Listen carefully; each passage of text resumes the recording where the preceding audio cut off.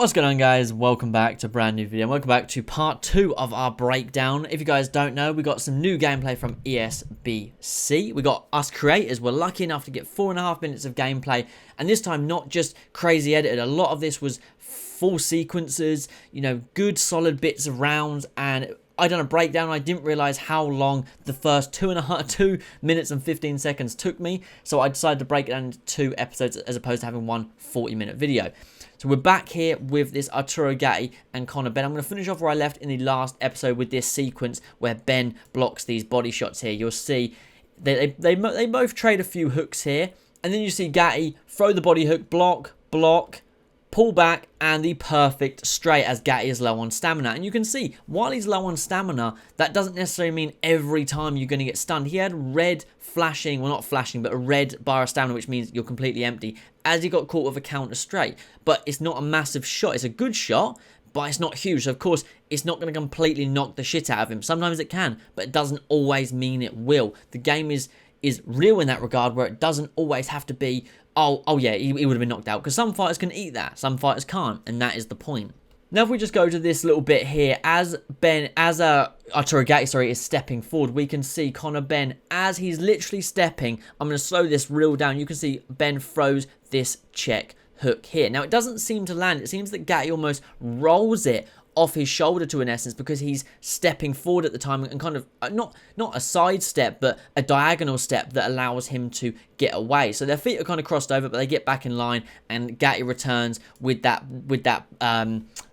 lead body hook, but because of the way they were, the body hook didn't have much mustard on it. So you can, if we just watch that whole sequence back quickly, I'll put it in slow motion so we can see that. As Gatti steps forward, Ben tries to land that check hook, and we can see that Gatti is trying to land his own lead body hook, and both shots kind of skim / tap, but don't have much mustard on them.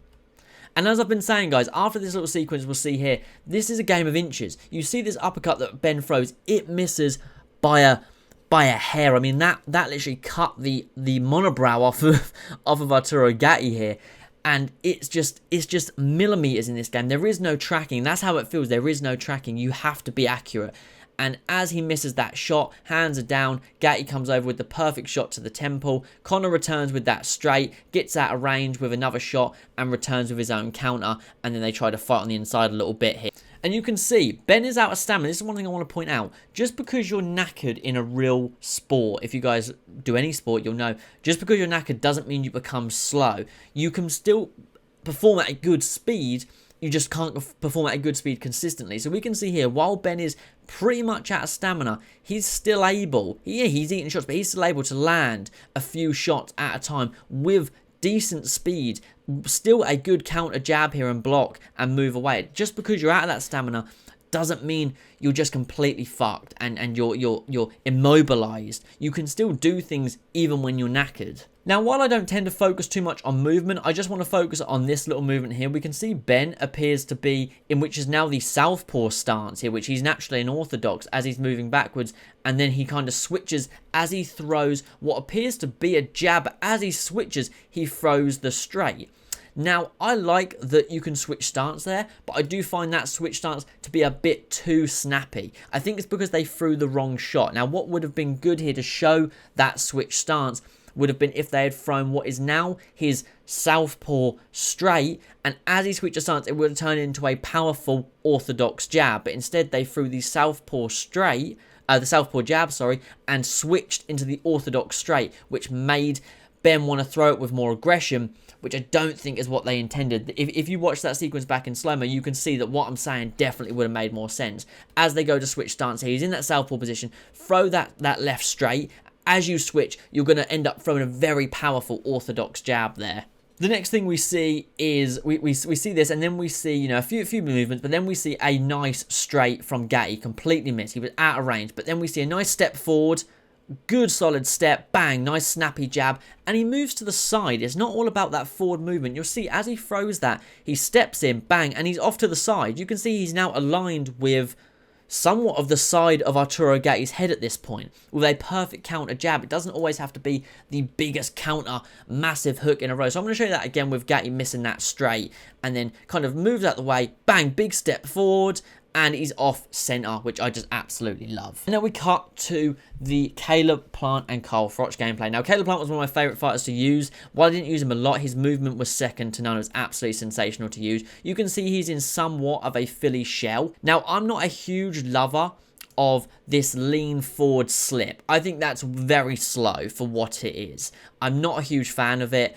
It obviously, yes, you know, you could, you know, obviously the game is still early where we're at, but the movement, like the lean backs are lovely, the slips are nice, the weaves could have a bit more movement to them, but just that lean forward is a little bit slow to me for what it can carry. You think if someone throws that hook and you do that lean forward with a bit more speed and you come up with a nice and heavy uppercut, that's going to hurt someone. But at that speed, you're not going to be able to retaliate with too much unless you've got a slower opponent on your hands.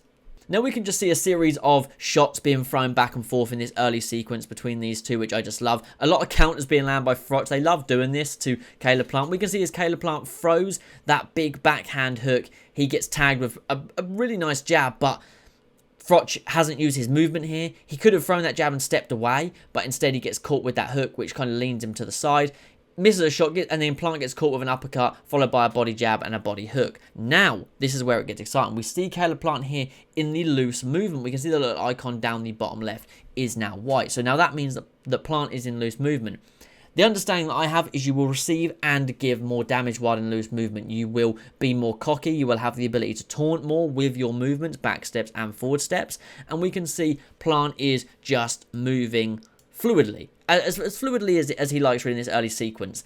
Now we see him put his hand out to just kind of gain that range. Now they've used it well here, but they've used it from an odd distance. You wouldn't really do that unless that's your fighting style to have that hand out. You wouldn't put that out from nigh on 6 feet away. It doesn't make sense. I'd like to see that at a closer range to see if it pushes on the head of your opponent. But it's good to know that you can do that to gain that range, and possibly if they want to throw them hooks to the body, maybe it just won't allow them to. Maybe it will just keep pushing them on the head, so they're trying to throw it, but they're going to be out of range. You know that.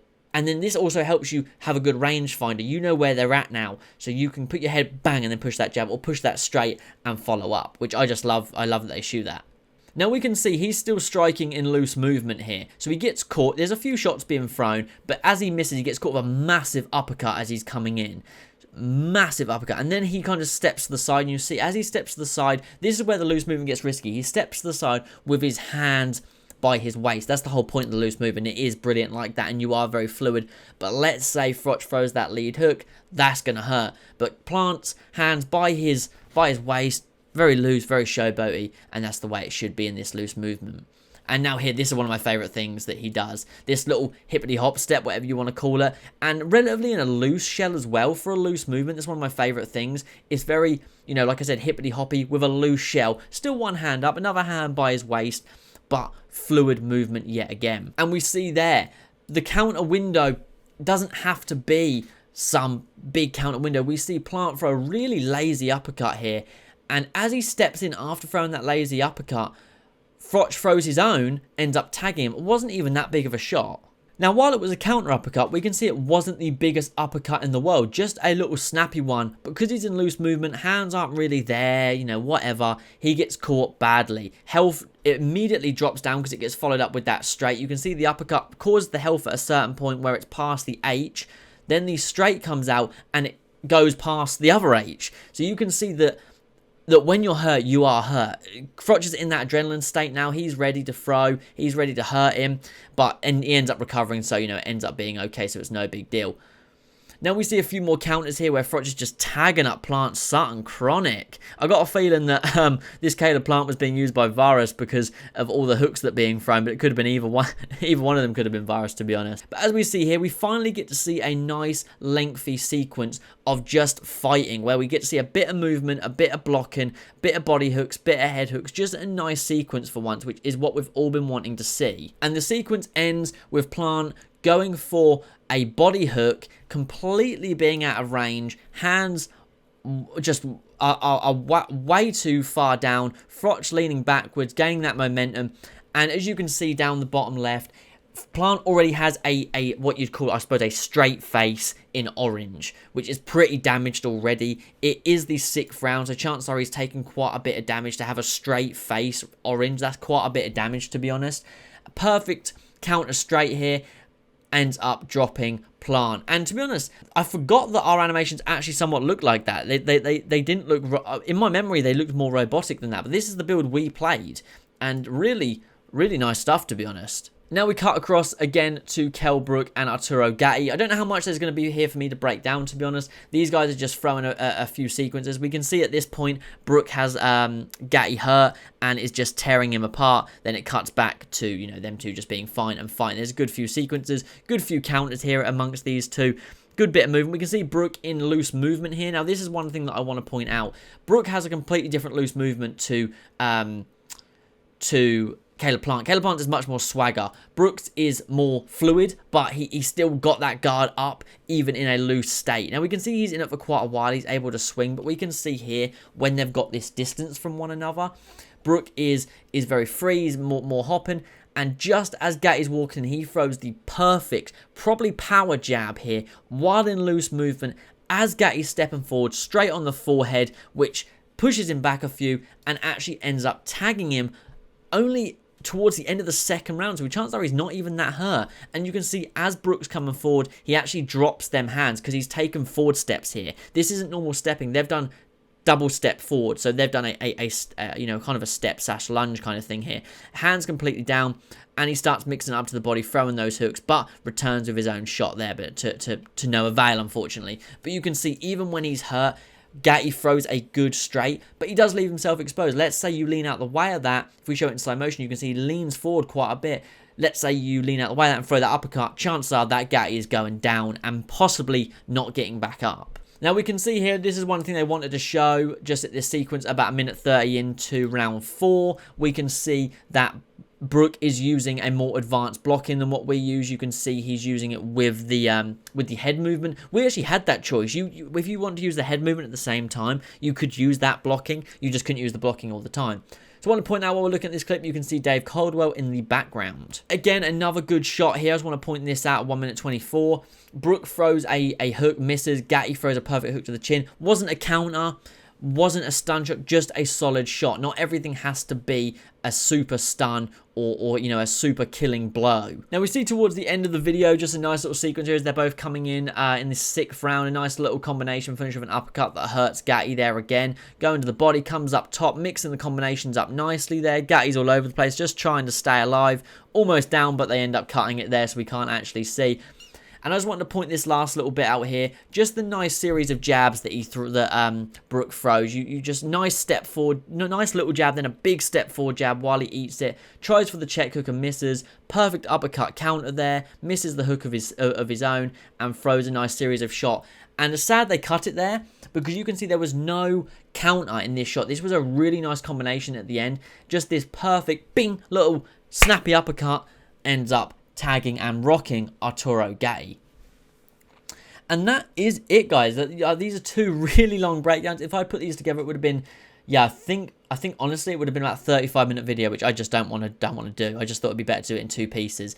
But I hope you guys have enjoyed this second kind of breakdown, you know, things you might have missed. Of course, it's fun for me to do this because I've played the game, so I feel like I can break it down a bit better than how I used to be able to. But let me know your thoughts in the comments down below. Don't forget to leave a like and subscribe, and I'll catch you guys all in the next one. Peace.